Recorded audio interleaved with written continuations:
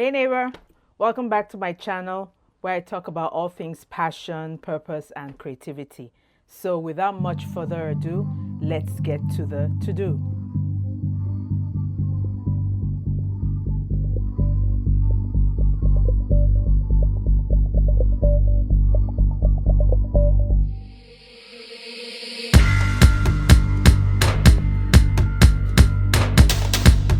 Today, I'm going to be talking about the most amazing, the most authentic, and the most fascinating people on planet Earth. Nigerians! Nigeria is home to over 200 million people with three main tribes: the Hausa in the north, the Yoruba in the west, and the Igbo in the east. And peppered amongst these three main tribes are many minor tribes. Nigeria has over 250 tribes with 500 languages spoken in between those tribes. Nigeria's lingua franca is English. So that makes it so easy for the people to communicate with one another since there's so many languages. And Nigeria has its own unique and interesting way of speaking English, which is called Pidgin English. Think of it like Jamaica's patois. Nigeria is filled with a lot of organic food products, beautiful people, colorful, vibrant traditional clothing, and the most amazing music that you will ever hear. Afrobeats, which was known as Afro Juju, started in West Africa and became very popular in Nigeria, mainly because of the legendary Fela Kuti. So Afrobeat is a fusion of West African sounds and the Western jazz and funk music. Fela, who is the icon of Afrobeat, has influenced so many people from Burna Boy to Nas to Hot Chili Peppers, just to name a few artists. So Nigeria was colonized by the British with some interactions with the Dutch, the French, and the Portuguese. And the British were in Nigeria for a very long time. Oil was discovered in Nigeria in 1956 by the British-Dutch oil corporation called Shell. And when this oil was discovered, Nigeria realized, hey, this is going to bring a lot of wealth into this nation and we need to run the wealth by ourselves. So the Nigerian leaders started fighting for independence, and Nigeria got its independence in 1960. So with the incoming of oil, there was abundance. There was wealth, there was prosperity, and unfortunately, that came with a lot of greed as well. A little bit more about Nigerian food. Nigerian food has its staple fufu, which I'm sure a lot of people have heard about now. And fufu is usually eaten with a myriad of tasty, spicy sauces, which are called soups in Nigeria. Then you have your desserts and snacks like meat pie and puff puff. And you have, of course, the iconic jollof rice, which we will talk about a little bit more in the video. With movies like Coming to America, we enjoyed it, but even at that young age, we were watching the movie and wondering, so where is this supposed to represent? The accents, of course, were really hilarious to us because we're like, what is that? What accent is that? Even though we enjoyed the movie and we loved Eddie Murphy, we knew that this was just the Americanized idea of what Africa was or who Africans were like. We were walking around with our pet lions. I had never seen a lion until I went to the zoo myself. So all those misconceptions about what Africa was and Nigeria was. And we loved watching the music awards, of course, BET, Grammys, and all of that. And I noticed that whenever there was an award given to anyone from Nigeria or Africa, it was off camera and we didn't get to see them. There was really no celebration. I remember watching a certain episode or a certain BET award show, and one of our artists, I can't remember who right now, but one of our Nigerian artists was, was being nominated for an award with other African artists. And I was so excited that my people were going to be represented with my other people, the Black Americans. But then I noticed that the look on the Black Americans' faces were like, can we get over this category soon, please? Can we be done with this part of the show? And I felt so, like we're not liked, we're not seen, we're not appreciated. Well, fast forward to many years later, and all of a sudden it's cool to be a Nigerian. I would go on YouTube and I would see this caption or this thumbnail: Mexicans tasting Nigerian food for the first time, Americans trying Nigerian food for the first time. And Nigerians were becoming very popular, were becoming cool. The music exploded. I mean, the first time I heard Nigerian music played on the radio, I could not believe it. I came back home and I sent a message to my sister in Nigeria, and I said, you will not believe it. I'm in the car, I am listening to the radio, and Nigerian music is being played. And it felt so validating, that we are being seen, we're being appreciated. People, artists like Burna Boy, Thames, Arya Star, Davido, and a host of others. You know what? I really do not listen to Nigerian music. Don't kill me, Nigerians, don't kill me. Only because what I love to listen to is classical jazz, neo soul. Nigerian music doesn't really do it for me as something to just relax and listen to.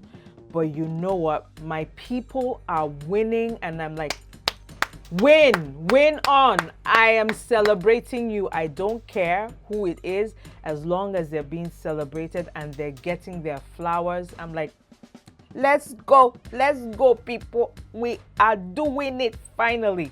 So it's become cool to be Nigerian now.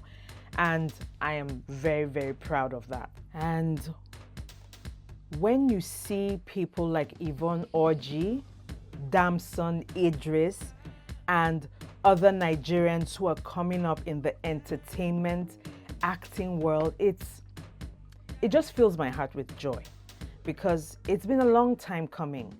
We've been in this place where we were the scammers, African prince jokes. You got tired of it. You would hear about a scam and you would be, hey, God, please, let it not be in Nigeria. I'm begging you, God. And then when it's not in Nigeria, you're like, yay! Thank you, Jesus! It was not one of us, I'm telling you, the relief is so great. Now, when you're hearing about amazing things happening, Nigeria.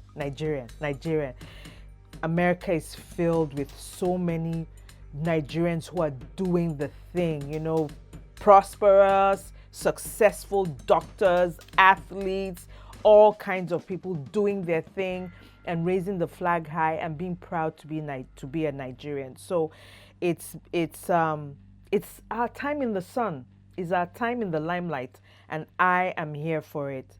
I'm so amazed when I see videos of people saying they love the Nigerian accent, is sexy. I'm like, okay. Our accent is sexy now? Well. Let's get it on. And our food, people are eating our food, not just TikTok challenges or for, viewing and all of that, but there are people around every day just trying Nigerian food and loving it. Of course, jollof rice has become very popular. I myself have made jollof rice and given to my friends who are not Nigerians, who are Americans, and they have loved it. No one has tried Nigerian jollof rice and said they didn't like it unless it wasn't properly done. Now let's talk about the war of jollof rice. I hated to admit it one time, but now I say it with no qualms that jollof rice has its origins in Senegal, and it was called, as I was told, jollof rice. And Wolof is a language spoken in Senegal.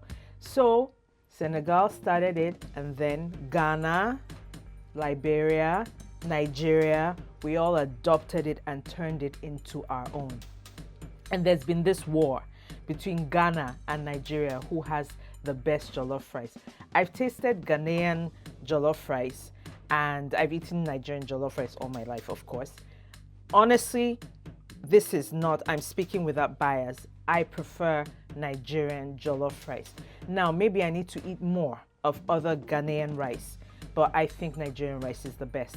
I saw a video of this white guy who goes around the world trying different cuisine, and he had this extensive video of how Senegals make their jollof rice. Good Lord, it takes 265 days to make their jollof rice. What? I was watching it and I'm like, when are we ever going to eat? But when it was done, I was like, this is looking mighty good. And I told people, I have a feeling to be more delicious than Nigerian rice. I'm sorry, my Niger people, I have to give honor to whom honor is due, but that jollof rice looked amazing. I haven't tried Senegalese jollof rice yet, but I hope to try it someday. And the war between Ghana and Nigeria, look, it's just fun and games, honestly. Ghanaians are our cousins. We love them. They're the cousins we like to tease. They're the cousins we like to make fun of. That's all. Because Nigerians are noisy. Nigerians are loud. Nigerians are boisterous. And our Ghanaian cousins are more chill. They're more cool. They're reserved. So we like to pick on them. And, you know, they try to go toe to toe with us, but they fail every time because Nigerians are mouths too sharp. Another thing I've noticed about people's ideology of Nigerians is that we're all very loud. We can all be very loud.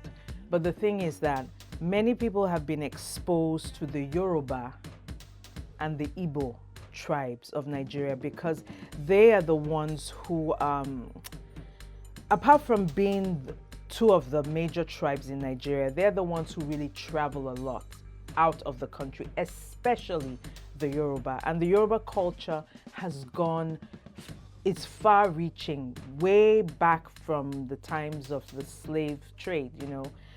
A lot of Yoruba people were taken, and you can see their influences. You can see their influence in Cuba.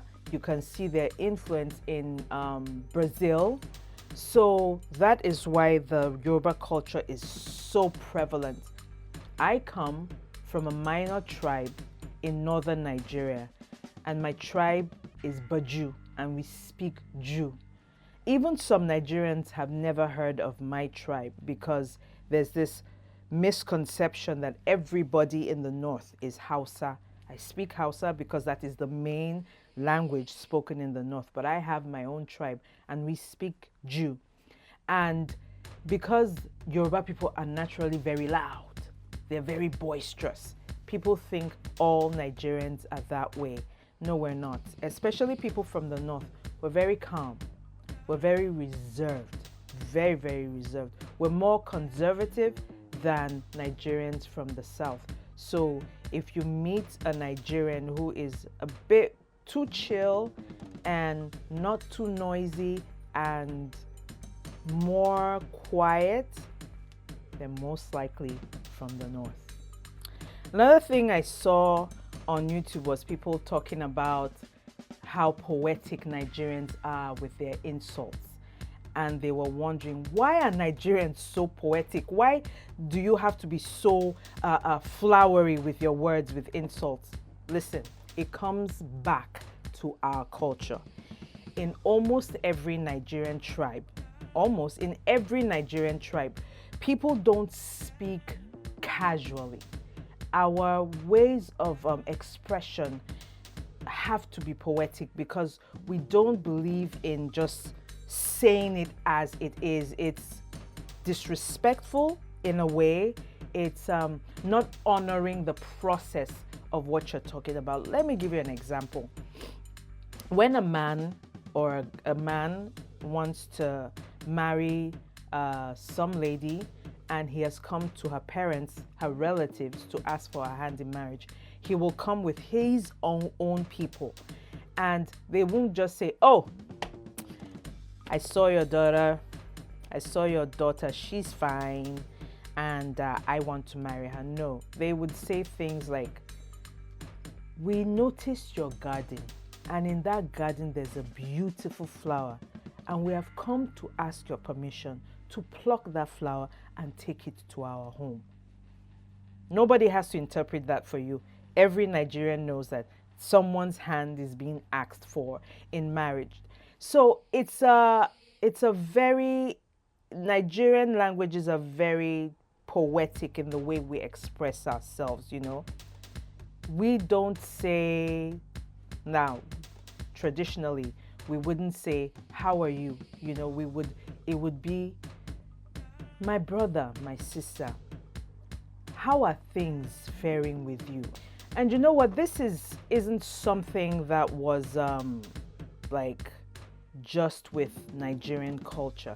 If you think back to Shakespearean time, think about how the form of expression was very poetic and flowery.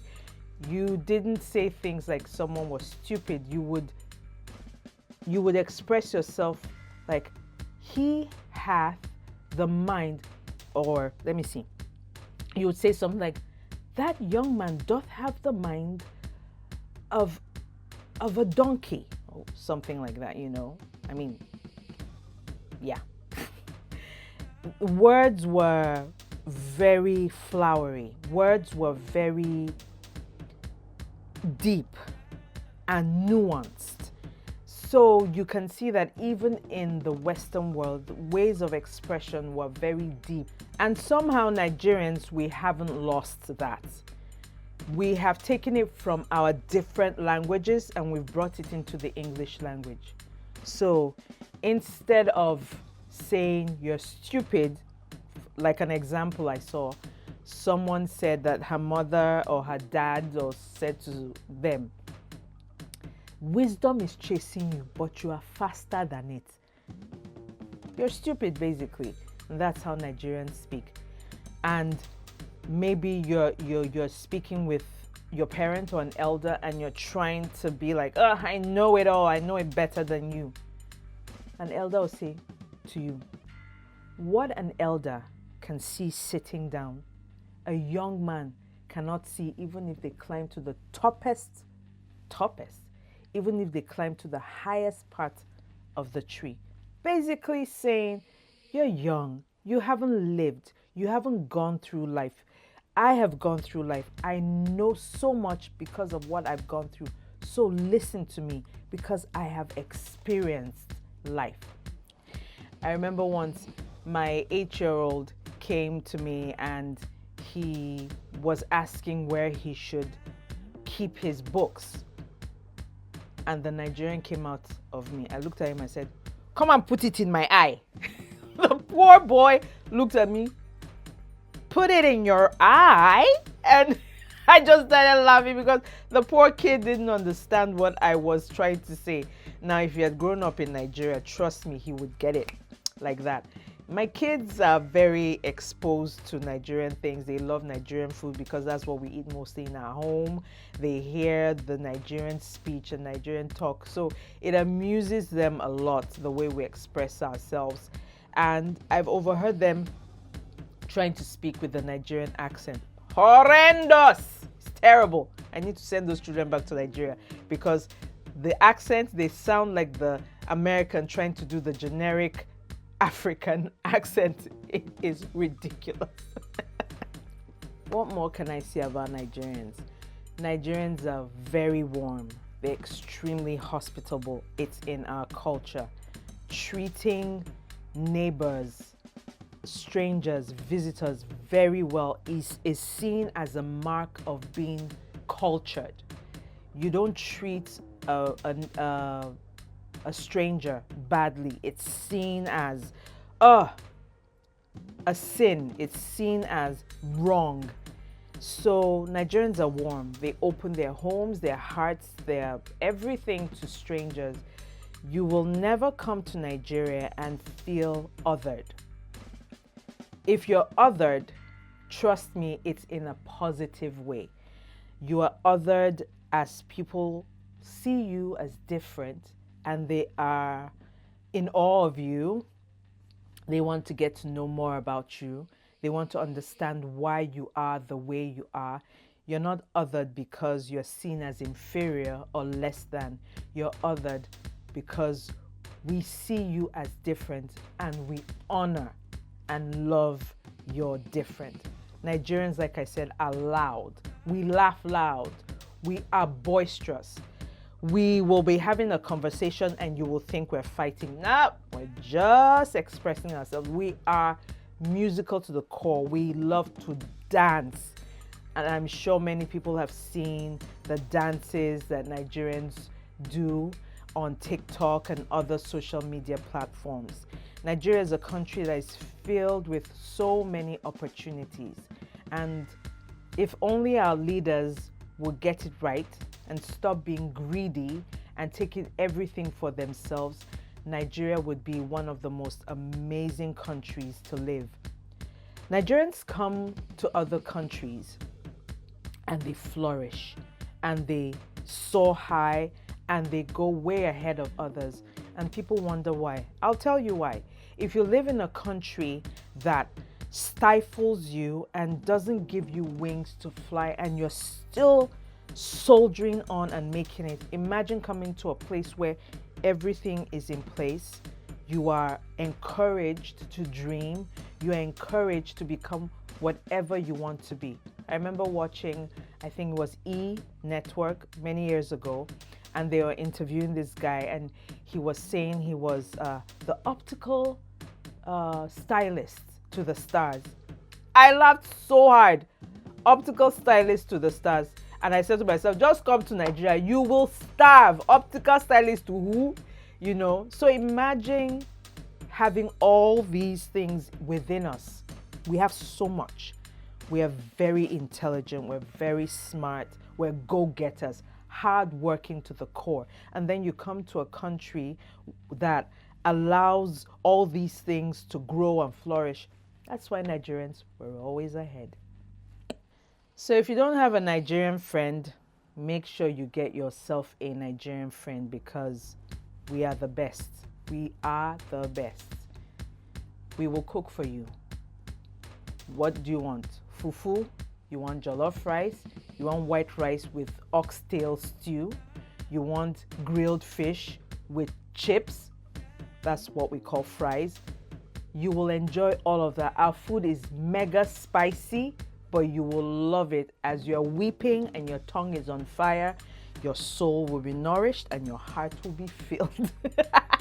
And if you can, visit Nigeria, but make sure that when you want to visit Nigeria, you have someone waiting for you over there to help guide you through the daily occurrences in the country. Get ready for power outages like no man's business, but it's part of the spice of being Nigerian. Maybe that's why we're so creative. We've had to deal with not having power supply and still make life work. I could spend all day talking about my people because I love Nigerians. My son, my oldest son, asked me one day, he came to me and he said, Mom, if you could be any race, I just said black. He said, no, Mommy, I said black. If I could be any race, I want to be black. And I want to be Nigerian all over again because it's beautiful to be Nigerian. I love our warmth. I love our hospitality. I love our innovation. I love how smart we are. I love how intelligent we are. I love how even through the trials and the shame, of being called scammers and African prince, we have risen.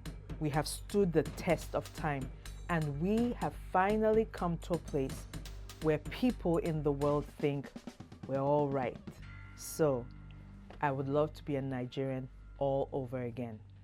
If you made it this far to this video, I say thank you, and I invite you to hit that subscription button, give me a like, and drop a comment below to let me know what you think about Nigerians, what you think about this video. And until I see you again, have a wonderful, amazing life. And from this Omo Naija, I say bye. See you later.